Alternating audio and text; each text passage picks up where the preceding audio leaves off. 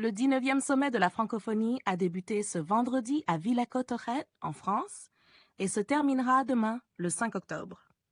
À cette occasion, la France accueille l'événement de l'Organisation internationale de la francophonie, OIF, mais sans la participation des pays membres de l'Alliance des États du Sahel, AES.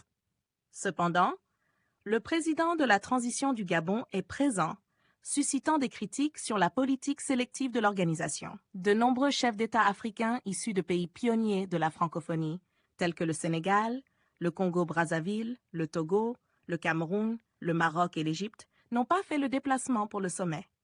En revanche, des chefs d'État de pays non francophones, tels que le Rwanda, le Ghana et la Mauritanie, se sont présentés en force à Villers-Cotterêts pour la cérémonie d'ouverture. L'absence des dirigeants de l'AES, le Burkina Faso, le Mali et le Niger, est également notable. Ces pays ont été suspendus par l'OIF en raison d'une rupture de l'ordre constitutionnel.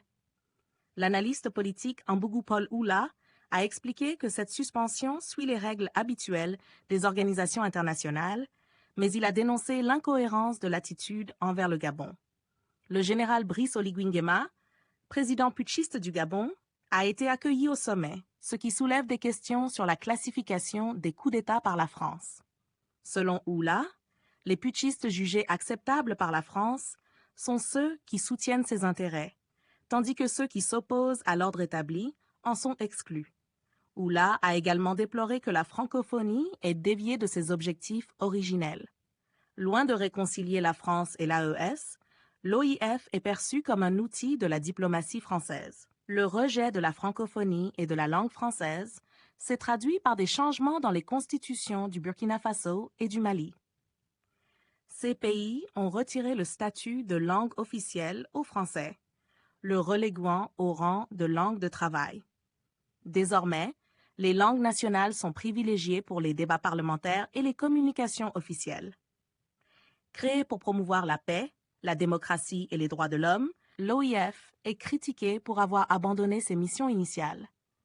Par conséquent, le français perd du terrain dans le monde.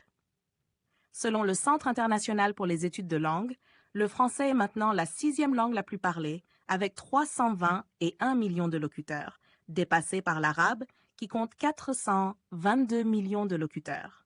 Dans certains pays, comme l'Égypte, le français, autrefois dominant, est en déclin.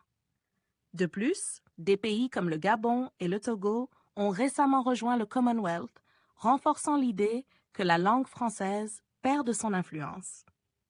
N'hésitez surtout pas à liker si vous avez trouvé ces informations utiles. Partagez votre avis avec nous dans l'espace des commentaires et abonnez-vous à la chaîne pour ne rien rater de nos prochaines vidéos. Merci!